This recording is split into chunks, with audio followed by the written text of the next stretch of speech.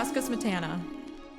Welcome to Golic and Smetty. I'm Jessica Smetana. She's Charlotte Wilder, filling in for Mike Golic Sr., who was supposed to be here in Ireland today, but his flight got canceled. Now he is traveling to and from O'Hare from his house. Who knows where he might be in the air. I have no idea, but he's not here. So Charlotte was kind enough to fill in for him. Thank you, Char. Welcome. Well, I hope that you were going to say, I'm Jessica Smetana, and that's Mike Golic Sr., and I could be like, hey, Jess, how you doing? But I haven't practiced my senior impression. Yeah, I can tell. I thought about doing oh, he's Mike Golic, just kidding, in Charlotte, but then I was like, that would be a stupid joke. So I made it for you. Now we've said it anyways. I feel Charlotte, like he's always traveling, like he always has some flight issue. This feels on brand. He's a very busy and important man.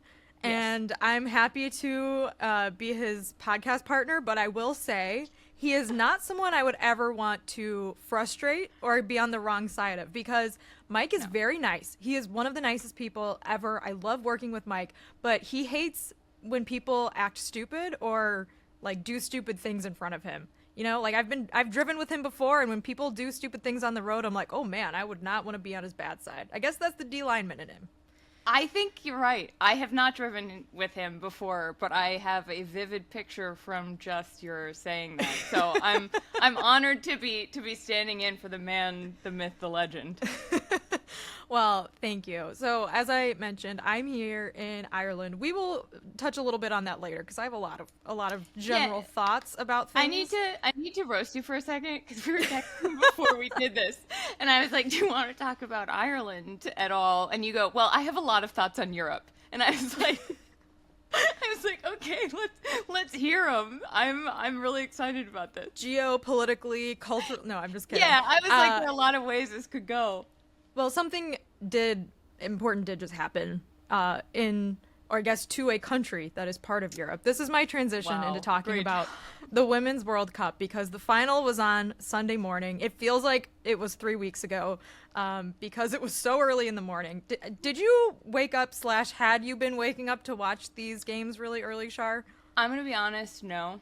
And I feel really shit. I feel about it because mostly I'm just like mad at the time zone, because the Women's World Cup is probably my favorite sporting event, and I just could not get up to do it. And that made me feel, you know, when you're like, you really want to do something, but you're also like, I really don't want to do it. That's how I felt. And I succumbed to the sleep. I watch a bunch of matches. Like I would record them and sort of scroll through them, but it's not as much fun when you know what happened. Shout out YouTube TV. I would rewatch the really early, like the ones that were on at 3 a.m. I can't wake up for that. We do a morning show every day in Miami. That would be just terrible. But those ones I was able to rewatch pretty easily. I don't know what we call, I guess you just say you're recording it. I know people still say like, I'm DVRing it or I'm taping it. And I say that too. And then I'm like, wow, that is not a reference people understand in 20 years. But this one, fortunately, I did not have to tape because I think it started at 5 or 6. I think it started at 6 a.m. Eastern. So I watched the whole thing, woke up.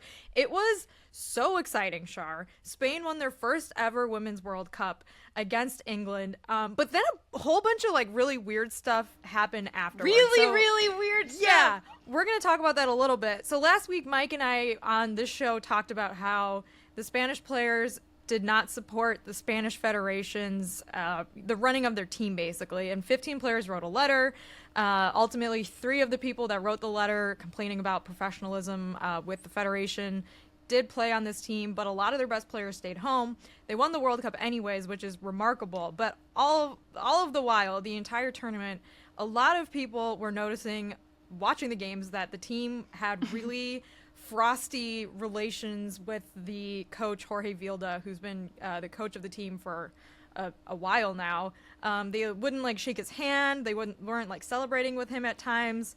So it was very strange, and they won pretty much in spite of the fact that they are not happy with their federation. So there were a lot of hot takes about it. A lot of like, you know, a lot of people saying like, look how good of a job the coach did. Everyone is having a terrible time and they still won. But I really think the players should get all of the credit here for being able to like put up with what they have claimed are just unprofessional conditions. So then after the game, as they were presenting the medals and awarding the World Cup trophy, the president of the Spanish Federation was seen kissing Jenny Hermoso, who's a starter for the Spanish team, on the lips as she was shaking hands with everyone.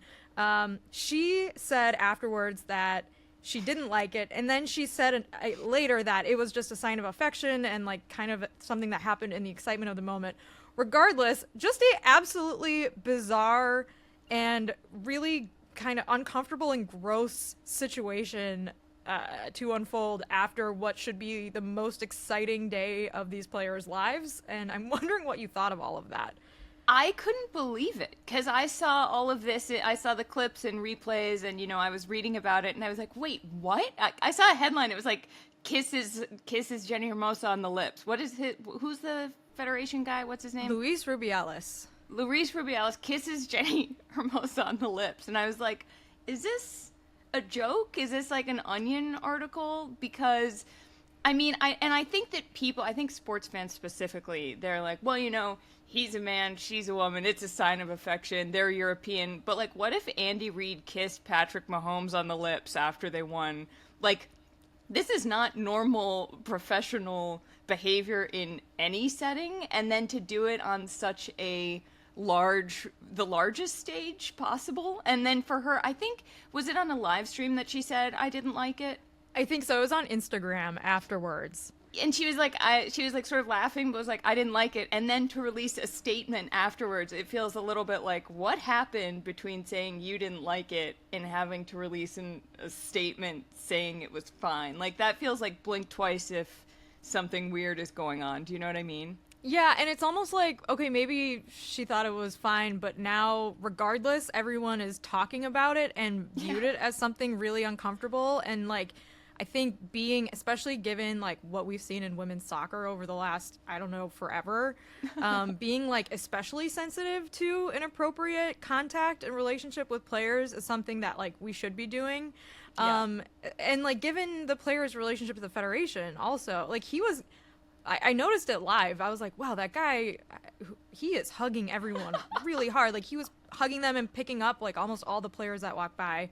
And so, yeah, it was just one of those things that I was like, this is really, really weird. And I hope that she's okay. And I hope that it wasn't as big of a deal as it seemed. But I really, like, again, like, she said her most recent comments were that, it was a sign of affection. And then he said that he was wrong and he apologized. So anyways, at least there's that. It was like a hard kiss though. Like the pictures of it, it was like a face smash. Which made it even weirder to me. Yeah, it was not great. So the Women's World Cup, unfortunately, it was a extremely fun tournament for the world, not for the United States. I have had to try to remind myself like every few nights because like the U.S.-Sweden game was probably one of the toughest losses of my sports fan career. Horrendous. It ended so terribly. I have had to remind myself several times over the last few weeks that the world does not revolve around the U.S. women's national team and that this tournament got amazing attendance. Spain won for the first time. The quarterfinals, the semifinals, and the final were all so fun to watch. There was great soccer being played. As everyone has already said, it feels like the world is catching up. They're investing in women's soccer, and they're finally like realizing that this is an incredible game that deserves all of our attention and all of our money. So overall, my thoughts, the tournament went really well, and it was great if you're not a U.S. women's national team fan. But I was wondering if you had any overarching takeaways from what you saw. I think for me, that loss against Sweden was about as devastating. I don't think I couldn't make up a worse way to lose, especially after, I guess one overarching thought is just the amount of vitriol that the women's national team is going to get no matter what from, idiots who claim to be patriots and then say that the women aren't patriot. And it feels like it's this lightning rod. And I think we saw a lot of that before, when the U.S. made it out of the group stage and people were still saying like they didn't try hard enough, they didn't want it, all of this stuff. And then when people can't find as much fault with the game, they lose based on, a millimeter.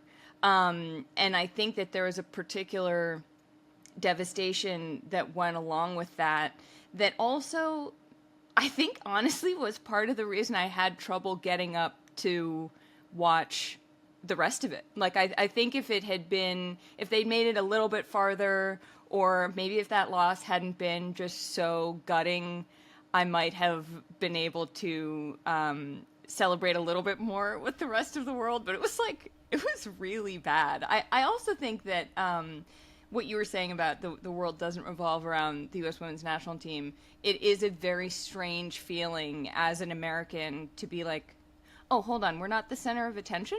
Like, wait, the time zones they're not playing at 3 a.m. in Australia so that we can watch it at a reasonable time. Like, I've come to expect such outrageous treatment because that's sort of how it's been. But Fox tried to work it out for us. They made like Netherlands and South Africa play at 9 p.m. Eastern, hoping that the U.S. would win their group and end up in that game. Like they tried, but it didn't work out. I think the person that I feel worst for, other than U.S. women's national team players, is Serena Wegman, who is the manager of the English team, who has now lost in back-to-back Women's World Cup finals as a coach. She was the coach of the Netherlands in 2019 and now England this year.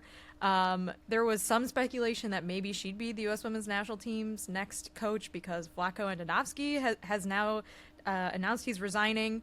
I felt very bad for her. She is considered one of the best and brightest of the international coaches in women's soccer, and to see her lose again 4 years later for the second time in a row was tough. But we are going to move on to happier things. We will be right back after the break to talk a little bit about my thoughts, Charlotte, on Europe. Okay, great. Okay, on my flight over here, I watched 2 movies.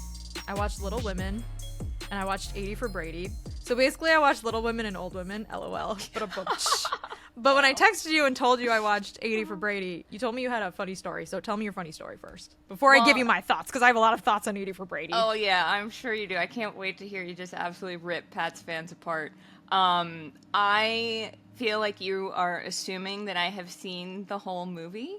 And I tried to, this is one of the more embarrassing things I've admitted on air recently. I tried to watch it on a flight from LA to New York.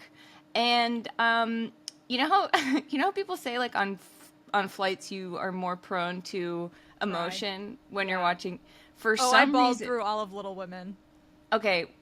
Well, that would have been less embarrassing. I started watching 80 for Brady, and I got 15 minutes in, and I was crying the whole time, and I don't know why. Jess, I had to stop watching it. It's not a sad movie. I know. I know. I was like, am I going through something I'm not, like, cognizant of? Is it, I think it was like, the New England of it where I'm from and yeah, it's one of the more confusing emotional experiences I've had in a really long time. I had to shut it off when they were like, we're going to the Super Bowl, because I was like, I can't sit here and cry at 80 for Brady on a flight for this long. I'm actually just confused. Like, I thought your story was going to be like you tried to turn it on and you couldn't figure out how to use like Netflix and you were embarrassed. But no, like you just sobbed through the first 15 minutes of 80 for Brady and then gave up. Yeah. What did you do after that? Did you just sit there in silence? Yes. Because I imagine like if you turn on another movie, you're probably just going to cry through that too. It seems like you're having an emotional meltdown on this flight, Charlotte, if I'm being honest. I was. There was no Wi-Fi, so I didn't know what to do with myself. And I started watching 80 for Brady, and it was set in New England. And I also got sort of annoyed at the lack of accents or like the bad accents. It was just, I think I went to sleep, Jess. I think I went to sleep. So maybe. So you were annoyed while you were crying through 15 minutes of 80 for Brady. Got it. Yeah, I truly did have an emotional meltdown, and then I went to sleep, and I woke up, and I was like, maybe I was just tired. Yeah, it does kind of sound like that. Okay, so 80 for Brady.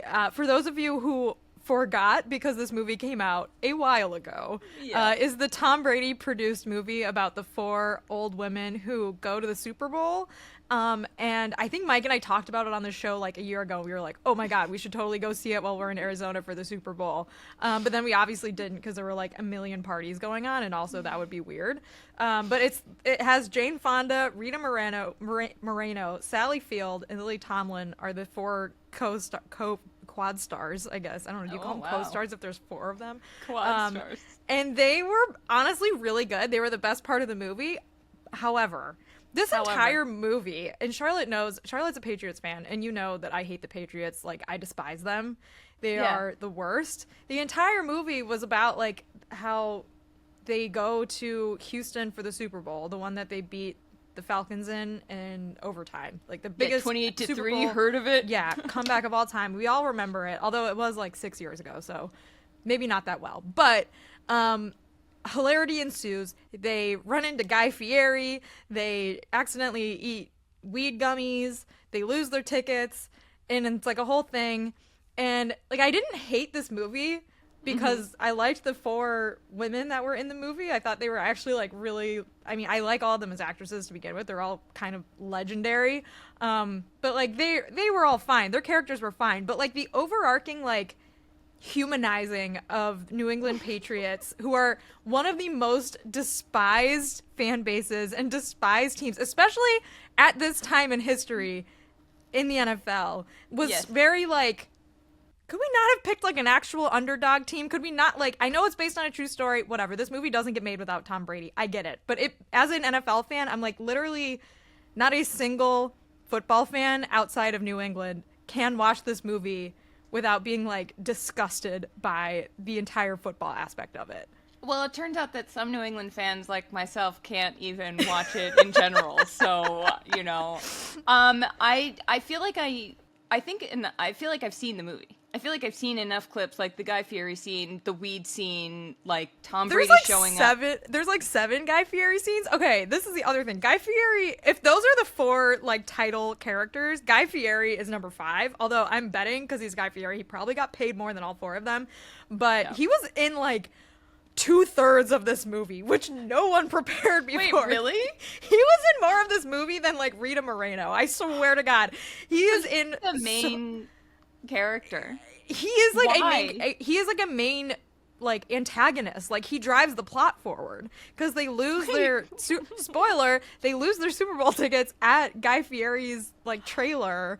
And then I think he invites them to a party at some point. It was funny though. One of them called him Guy Ferrari, which was a cute old lady joke.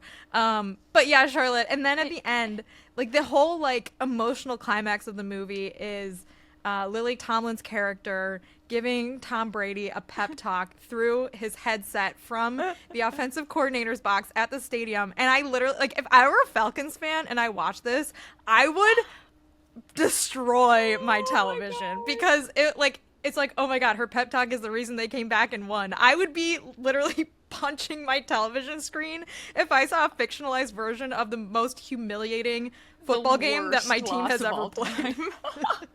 Okay, I didn't know that. I love that. I was actually at that game. I remember. Yeah, right? And also I just started laughing because this reminds me of the time that I didn't want to finish The Americans, so you literally told me the last 2 seasons. I think it took us like an hour and a half. You're like, okay, so then the guy. So I feel like this is just continuing a really great tradition we've got. Thank you for telling me what happened, because who knows if I would have been able to keep it together if I'd watched it. I do feel like you need to give it another shot and find out for sure if this is just like a emotional trigger for you, or if you were just having a really bad day at one point.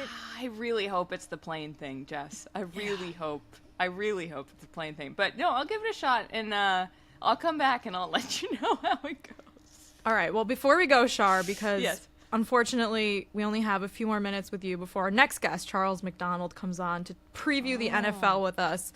That was a little teaser. I did want to run something by you, which is like maybe something that will be part of a stand-up routine for me at some point, which is about, as I say it now, it sounds really stupid, but it's about the toilets in Europe. It's probably been done before. Let's go. But have you ever been to Europe and thought anything about the toilets there? And if so, what was it? Jess, I think the last time I was in Europe was before the pandemic. You went to the Swiss Alps. I sure did. I don't think I remember anything weird about the toilets. Okay, here's the thing about the toilet, Charlotte. They have like, and this is like, I'm pretty sure a water conservation thing. So like, it's great. Yes, save the planet. However, they have so little water in it that I can never tell if I'm dehydrated or not. And I mean, we're all familiar with Lincoln Riley's hydration P chart, right? Yeah, and the Jags' new facility. And the the Jaguars toilets that change colors based off if you're hydrated or not. Yeah. So like I know what like good solid urine looks like when you're well hydrated because I'm familiar with the ratio in the United States of water to pee. And in Europe, it looks like I'm dehydrated every day because there's like 1 drop of water when you pee in these toilets. Is this TMI? No, this is we'll workshop it for the stand-up. We'll punch up the last joke there. No, I think that's an extremely valid thing because that happens to me in toilets in the U.S. that don't have a consistent water level. But I also think that if you are drinking a fair amount of, I feel like you're pretty good about drinking water. Well, I think when I'm on vacation, I usually do like a little swapperoo where I'm like, ooh, I want a beverage. Better be an Aperol Spritz or like a pint, when in Rome or whatever. But it's just something I've been thinking about the last few days while I've been here, Charlotte, is that the toilets are very small. The showers are very small. Everything is very small. I feel like I'm walking around the Shire. I was going to say, are you about to make a Hobbit reference? I actually think this may have been the inspiration of the Shire to J.R.R. Tolkien, and I can see why. I'm walking past a doorway yesterday where I look at it, and I'm like, if Joe Alt, the left tackle at Notre Dame, was staying in this house, he would not fit inside of this door. Everything is very, very small, and the toilets and the amount of water also much smaller than I'm used to. You should talk to some Irish athletes and be like, can you tell how hydrated you are based off of have they shifted do they have a Lincoln Riley chart that's like different colors and it gets so bad that it's like purple at the end? It's like there has to be like a conversion to the chart that's like, we convert dollars into euros. It's like, now we convert the color of our urine for athletes. Into urines. Into urines. Ooh, new unit of measurement, Shar. I like where your head's at. We still got it, Jess. We still got it. Before we go, Shar, on our old podcast, we used to do a segment called Ask a Youth, where I used to be young and you would ask me to explain things to you. Isn't now, that crazy? I am in my middle age. Just kidding. And I'm in 80 for Brady as one of the ladies. I think I'm probably older than you were when we started that bit. Oh my God, if I'm doing the math right. So you are. Yeah. So do you have any like ask a late 20s before we go, just to bring back an old bit that everyone knew and loved? Yeah, I do. My ask a youth is something that you've actually already helped me with. A few weeks ago, you sent me a message, and I look at my phone at text and in iMessage, and I'm like, why are the letters all like fuzzy and scrambled? I was like, is my phone glitching? What is going on? And then I noticed it said sent with invisible ink, and it took me a good 5 minutes to figure out how to read this, and it turns out you just drag your finger across it. Wait, so what were you trying to do? What were your steps to try to figure it out? Oh my God. I went so far. I tried tapping it. I tried looking at it on my computer to see if it would be any different from on my phone. I tried screenshotting it to see if it would capture the fuzz. Oh my God. It was only when I tried to copy the text that I accidentally held down the bubble and I couldn't read what it said. Wow. So okay. my ask a youth is, how often do you use invisible ink? Okay, to be honest, invisible ink, okay, if you don't know what it is, it's a feature on your iPhone. If you hold down the send button, you can send iMessages with different effects, and it's like if someone's reading a text over your shoulder, like, and someone sends something to you invisible ink, they can't read it unless you hold it down. And I kind of send it like tongue in cheek when I'm pretending to send something that's a secret, but obviously like that feature just doesn't make sense in the real world. Like, no one is like decoding the Declaration of Independence and National Treasure on their phone in real life. Like, if you're getting a text, like, it's for your eyes only. Like, no one else, you know what I mean? It just doesn't make any sense. Also, like, even if someone were to see it, it's not, most people I would assume know how to read it. I'm the only person that invisible ink works on. Right. Well, I wasn't trying to trick you. I thought it was kind of cute. Anyways, Char, so no Ask a Youth, but thank you for coming on. We have now lowered the average age demo of the pod by a solid 30 years.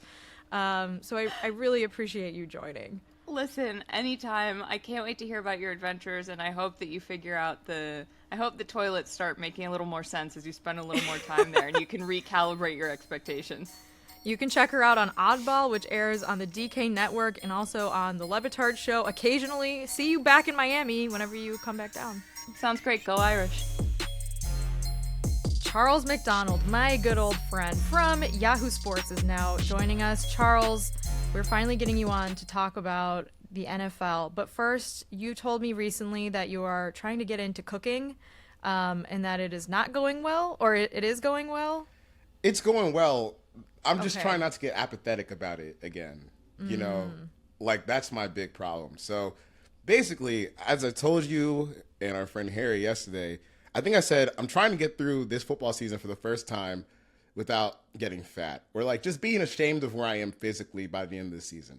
Because, you know, it's all cool. You're working out all summer just to try and stay in shape. And then the season hits, and the next thing you know, like, you've sat down from like September to January. Yeah. And that's not good for your body. You don't move on Sundays generally. Right. I mean, I don't. I mean, you as in the general you, not you specifically, because also me. But you also have a pod coming back soon, the Exempt List. So yeah, you're going to be doing a lot of sitting and watching football this fall. And I assume that has already started. Are you engaged at all with preseason football, or do you kind of just, okay, you let it wash over you? What has been your big takeaway so far from preseason? Well, outside of, did you watch the Ravens-Commanders game last night? No, but I saw that the Ravens oh my God. streak finally ended. Okay, let me ask you about this first, because I'm a Ravens hater because I grew up a Steelers fan, and they have this 24-game preseason win streak that I think if you're listening to this podcast, you probably already know this. You're probably already a big NFL fan. But the streak goes back all the way to 2015, have not lost a preseason game, and they lost to the Commanders by 1 point. And is this even something that Ravens fans like care about? Are they sad about it, or is this like the stupidest streak ever? Because who cares? No. Okay, so I one of my best friends was actually over last night watching the game with me, and he's a big Ravens fan, like cheering throughout from start to finish, and he was actually sad when he left my apartment last night. Oh, you know, really?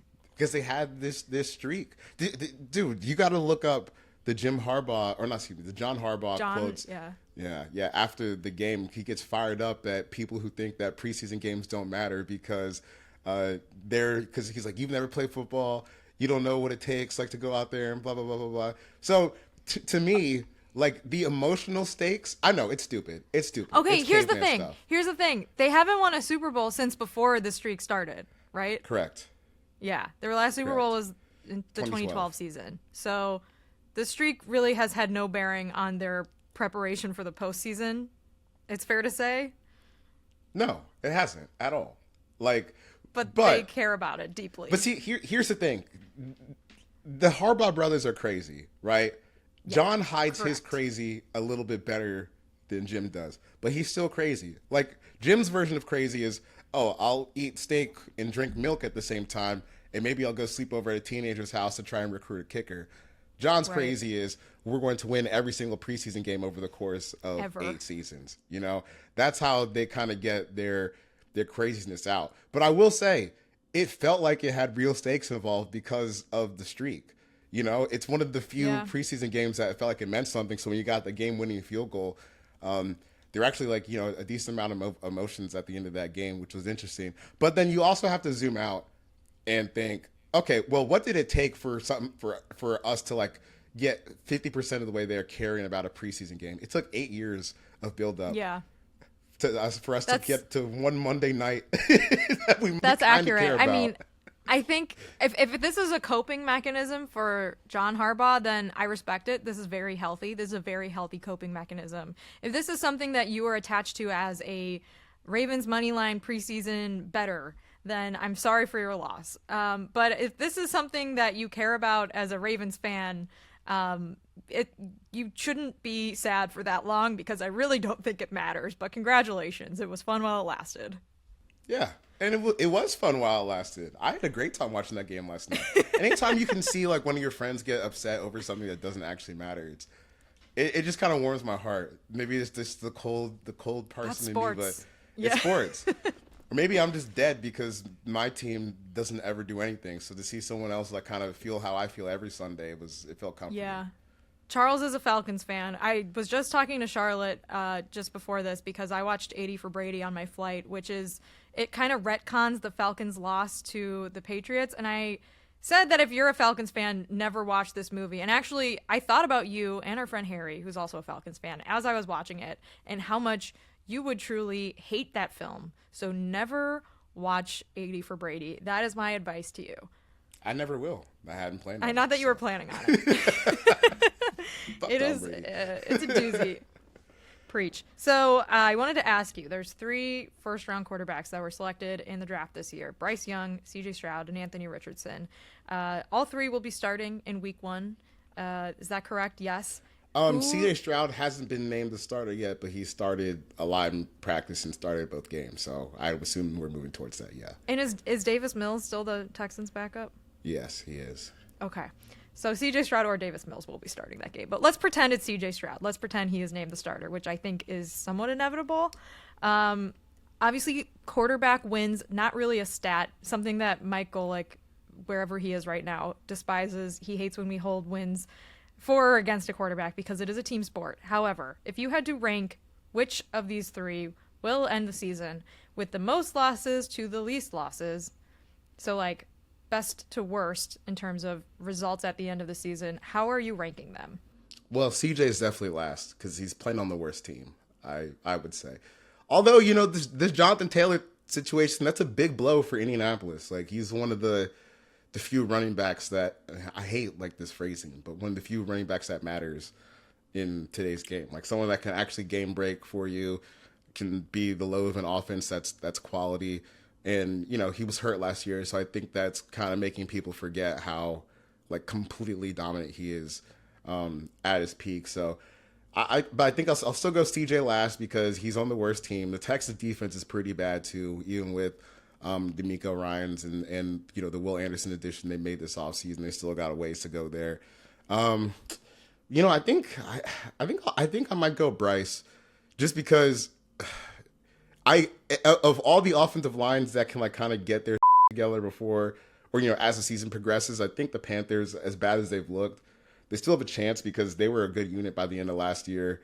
The defense is still good. So, you know, and you bring in Miles Sanders, which is not insignificant. So if you can just get those pieces outside of Bryce moving in the right direction, I think they have a chance to, you know, win like 8 games and win the NFC South, which is a pretty low bar this year. That is true. So speaking of Jonathan Taylor, the Colts have now said that they are willing to trade him potentially. That is the latest. Where do you think he may end up? I don't know. Because when you look around the league, what teams are like dying for running back talent? Honestly, it's interesting to me because you talk about, you know, or really everyone's talked about over the past, you know, few weeks, especially the last day, what's the best spot for him. It's where he is right now. You know, like the Colts are actually the best spot for him because it's not like this team is just like totally bereft of talent and they have no one that can play. They went through an all-time outlier season, right? Where you sign Matt Ryan, obviously that failed like pretty much immediately.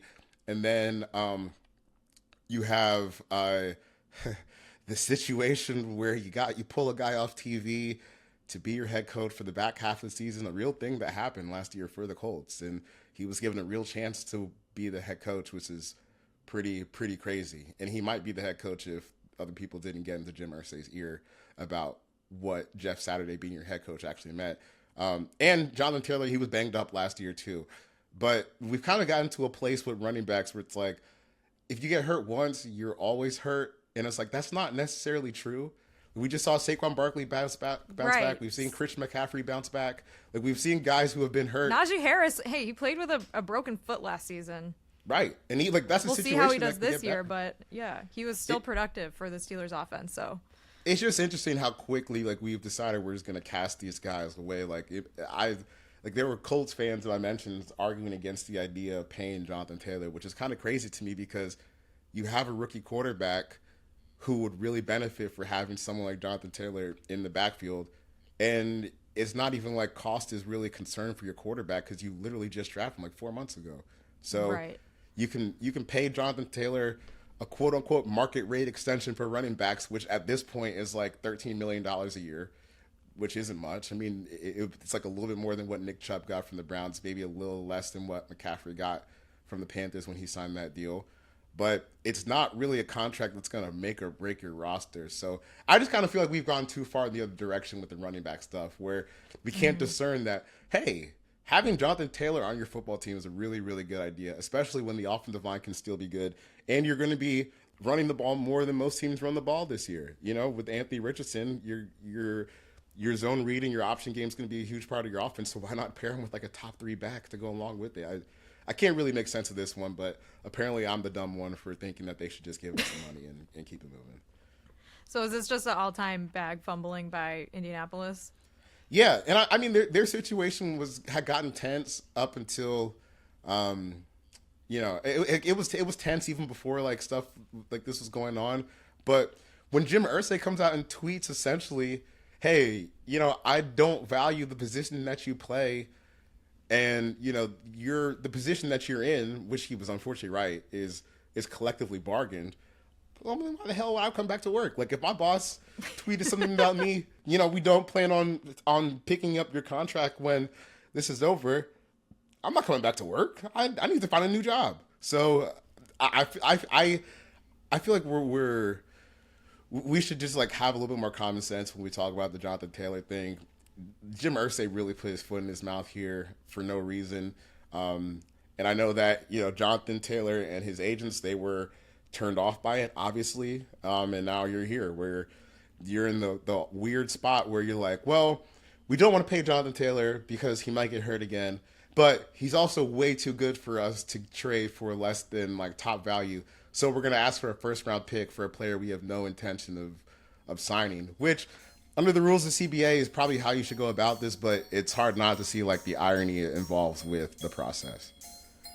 All right, Charles. Well, I have a lot more to ask you, so we will be right back after the break. Okay, Charles, your old beat back in the day, the New York Jets, they are the featured team on Hard Knocks this season. 2 episodes are already out. New episodes comes out tonight on Tuesday. Have you been keeping up, and what are your thoughts in general about the Jets this season with Aaron Rodgers? Okay, I saw the first episode of Hard Knocks, but to buffer my credibility for this conversation, I have actually been at Jets practice for the past week.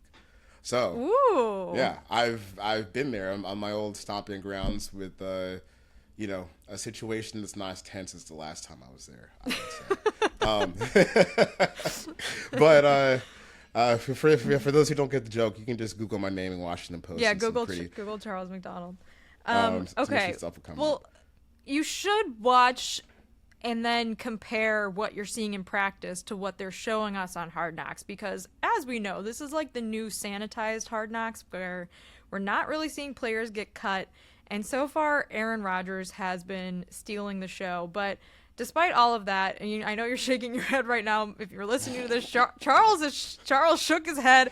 We have now talked about our disdain for Aaron Rodgers and Tom Brady in the last 10 minutes. But despite all of that, the AFC East is going to be really, really tough for any of those 4 teams. So how are you predicting the final ranking and the final positioning of those 4 teams in that division?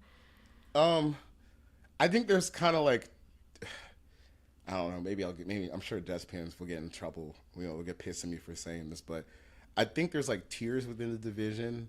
And I'm not sure if they're like fully better than the Bills or the Dolphins yet.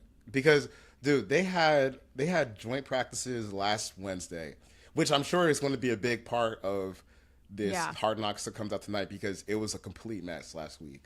They had joint practices. Yes, tell us what happened. I don't know the scoop, so give me the scoop. Okay, it was closer to like WWE than it was to an actual football practice. There was, I counted in the first 55 minutes of practice 3 fights, and then by the end of practice was over, there were 6 fights. There was a coach who got knocked over, and the next time we saw him, he was in a sling, and he got carted off of the field. Oh my God. The offensive line got beat so bad that there were plays where, like, the play's basically immediately dead. In a real game, it would be a sack, but Aaron's running around, and if he can't find anyone open, then he will just fling the ball into the stands and try and get like an Aaron Rodgers chant going from the Jets crowd that's there, which is about like. I asked PR like how many people were there at the joint practice, and I think it was somewhere around like 3,000 people had showed up to watch. It sounded like a real game, like when they were out wild. there. Yes, I know. So a play breaks down and there's nowhere to go with the ball, so Aaron will just fling it into the stands, and then the kids will go crazy and start trying Aaron Rodgers. I was like, where the hell am I right now? But they got beat up so bad up front that it kind of makes you wonder like what's possible for them this season, because they have obviously the quarterback talent, running back talent, wide receiver talent, but their offensive line is like a huge problem right now. And another issue is like their 2 best players, Elijah Vera-Tucker, who they took in the first round 2 years ago, and Mekhi Becton, who they took in the first round the year before that. They are both in like different stages of trying to get back and be healthy for this team again. So Becton's actually playing now. He played, about 30 snaps in each of the past 2 preseason games, which is a good step for him. And then Elijah Vera-Tucker, we'll see what happens with him. But if those guys aren't ready to go for the whole season, it might actually end up being a long season for the Jets, which I think it kind of like poorly matches up with the other teams in the division, because the Patriots, they still have a kick-ass defensive line. The Bills have Von Miller and Ed Oliver, who just got re-signed this offseason. And then, the Dolphins, they've revamped their defense too, with hiring Vic Fangio. Christian Wilkins, his contract situation will get sorted out soon, and they have even other guys like Jalen Phillips who are primed for breakouts. So this is actually like a super tough division, because I think even the Patriots are getting slept on a little bit because they're not exciting, but they should still be a tough out. Like if you're looking at an AFC East where the Patriots of this iteration, the Patriots are projected to be 4th, then that's a really, really, really tough division, because they could probably win a handful of other divisions just based off of the pieces they have. So if they don't get the offensive line short down, that's probably a fatal flaw for them this season. So what are the tiers then? Are the tiers just the 4 different team names? No. I actually forgot that I said that. So I would go like Bills, Dolphins first. Like okay. Those 2 would Tier be my 1, favorite. Bills, Dolphins. Yeah. Got it. Tier 2, Jets. Tier 3, Patriots. But like you still got to play Buffalo and Miami 4 times a year. Yeah. Before you can even get to the playoffs, then you're going to get probably beat up by the Patriots another 2 times. And I'm not saying that they can't win these games, but like their offensive line is a real problem. And I think we need to see how healthy Breece Hall is too, because he looks great running out there in shorts and he looks explosive, but it's a different story when you get the pads on. And also they just signed Dalvin Cook, right? Which, maybe doesn't bode well for how healthy he is at the moment. We talked already about a few of the rookie quarterbacks to watch. Are there any non-quarterback rookies that you're excited to watch this season? It sucks because he just got hurt today. They said he's announced with a wrist injury, but Jackson Smith and Jigba from Ohio State. That's exactly who I was thinking about. I'm so excited to watch him. Yeah, so hopefully his wrist injury isn't too bad. I think they just announced he's having surgery on it that stinks. today. Yeah, so drafted by the Seattle Seahawks. Yes.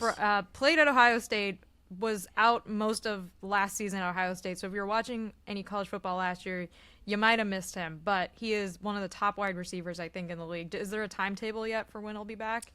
I'm not sure, but just the idea of what they were also That's able a to do bummer. last year with DK and Lockett, and then you add like Jackson Smith to that group, it's pretty exciting. So yeah, hopefully he gets healthy, and just to be biased, like Bijan Robinson. Come Bijan on. Robinson. Dude, he's going to touch the ball like 300 times this year, and he's amazing. So I knew you were going to say that. I know. I didn't like the process of the pick, and then he had like that first carry against the Bengals last week, and I was like, oh shit. We're so back. We're not winning anything, but we're going to score touchdowns again, and that's all that matters. But preseason football got you on the Bijan Robinson hype train. Yeah, literally one carry.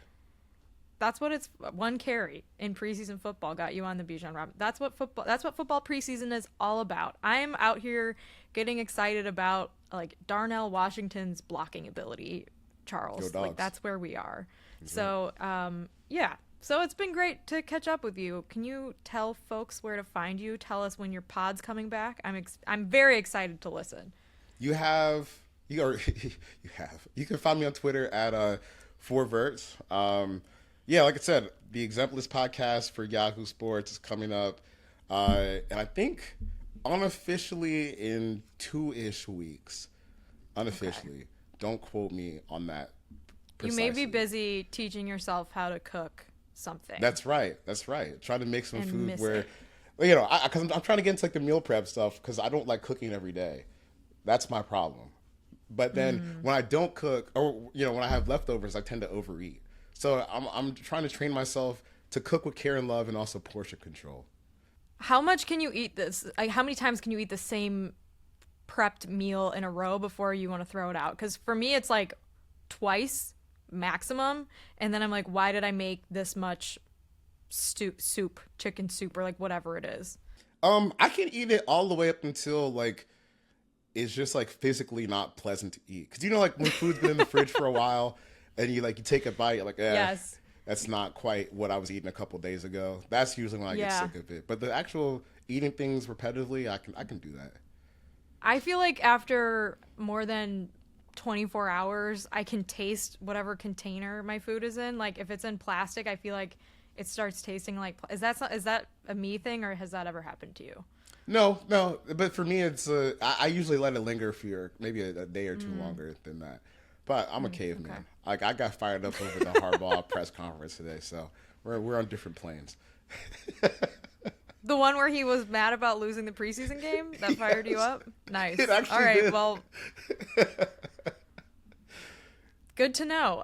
Maybe I will check that out to get myself hyped for this Notre Dame Navy game in Ireland. We will be back next week. Mike will be back. Hopefully he makes it to Ireland so that he can come back to the States, but we will be back as scheduled next Tuesday. Thank you to Charlotte and Charles for joining me in a pinch. Safe travels to Golic wherever you are, and we'll see you next week.